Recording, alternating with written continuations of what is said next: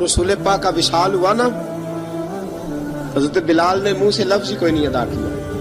کسی نے اپنا دکھڑا کسی انداز میں سنا لیا. حضرت عمر نے کہا، جس نے کہا حضور وصال کر کے گردن اڑا دوں گا. حضرت عثمان غنی نے کہا، خبردار کوئی مجھے آ کے نہ بتائے کہ مصطفیٰ وصال کر گئے. حضرت علی المرتضیٰ رضی اللہ تعالیٰ عنہ نے فرمایا، نہ بھائی میرے مصطفیٰ پر تو موت آتی ہی نہیں جس طرح آپ لوگوں پہ. سب لوگوں نے اپنے اپنے اظہار کر لیے نا. بلال نے کسی کو دکھ بتایا ہی نہیں، کسی کو بتایا ہی نہیں، اکیلے روئے. ایک شخص کہنے لگا، یار بلال بولتا نہیں. کہا نہ بلاؤ اسے. عصر کی نماز کا وقت ہوا نا، تو وہ بلال جو کعبے کی چھت پہ بغیر سیڑھیوں کے چڑھ گیا تھا، وہ بلال جو کعبے کی چھت پہ بغیر کسی سہارے کے چڑھ گیا تھا، اس بلال کو کہا کہ بلال چڑھ ذرا، آذان پڑھ، مسجد کی چھت پہ چڑھ جا. حضرت بلال کئی بار چڑھے اور کئی بار گرے، کئی بار چڑھے اور کئی بار گرے.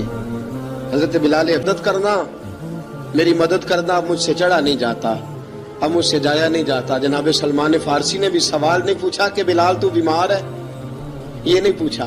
حضرت بلال کو 2-4 صحابہ نے اٹھایا، چھت پہ پہنچایا. بلال نے اذان شروع کی. جب کہا نا اللہ اکبر اللہ اکبر، وہ آواز جس میں بڑا سوز ہوتا تھا، بڑی درد، بڑی بلندی ہوتی تھی، بڑا جوش خروش ہوتا تھا، آج وہ آواز دب گئی. جب بلال نے کہا نا اشہد ان لا الہ الا اللہ، سانس لیا.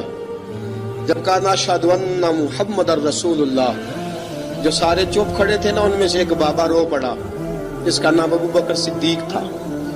جب حضرت ابو بکر صدیق کی آنکھ میں آنسو آیا تو حضرت بلال چھت کے اوپر زمین پہ گرے، زمین پہ گرے اور کہا، ابو بکر یہ ڈیوٹی کسی اور کی لگا دے، یہ ڈیوٹی کسی اور کی لگا دے، اب میری روح اجازت نہیں دیتی، مصطفیٰ کریم کے بعد مجھ سے اذان نہیں پڑھی جائے گی. آپ حضور خواب میں ملے. کہا بلال تو آتا کیوں نہیں؟ بلال چھوڑ کے چلے گئے تھے. فرمایا اب میرا یہاں دل نہیں لگتا. ملک شام کے شہر حلب میں چلے گئے تھے، چھوڑ دیا تھا مدینہ منورہ. اب میری نگاہوں میں جچتا نہیں کوئی، جیسے میرے محبوب ہیں ایسا نہیں کوئی.